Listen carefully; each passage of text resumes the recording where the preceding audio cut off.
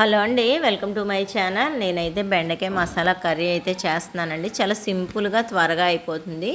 Curry కూడా చాలా బాగుంటుంది. ఫస్ట్ అయితే పొయ్యి మీద పాన్ పెట్టుకోవాలి, స్టవ్ వెలిగించుకొని ఆయిల్ వేసుకున్నాక ఆయిల్ హీట్ ఎక్కిన తర్వాత బెండకాయ ముక్కలు వేయించుకొని పక్కకు తీసుకోవాలండి. బెండకాయలు అటు ఇటు తొడలు తీసుకుని పెద్దవైతే 3, చిన్నవైతే 2, ఇంకా చిన్న సైజు ఉంటే బెండకాయ వేసుకుంటే చాలా బాగుంటుంది. వేయించిన బెండకాయలు పక్కకు తీసేసిన తర్వాత కరివేపాకు, కొత్తిమీర, ఉల్లిపాయ, పచ్చిమిరకాయ, టమాటా ముక్కలు వేసి బాగా పెట్టుకోవాలి.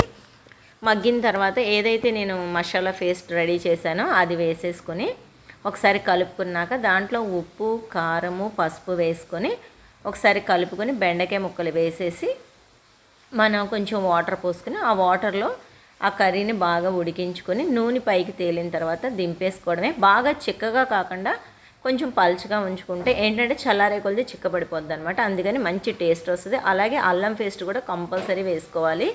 అప్పుడు మనకు తినే కూరకి అన్ని ఫ్లేవర్స్ తగిలి చాలా బాగుంటుంది. ఈ మసాలా ఏంటంటే జీడిపప్పు, బాదం పప్పు, పుచ్చగింజలు, వేయించిన గుళ్ళు, చెక్క, లవంగాలు, యాలుక్కాయలు, ధనియాలు, అలాగే గుమ్మడి గింజలు, వీటితో మసాలా అయితే ప్రిపేర్ చేసుకున్నాను.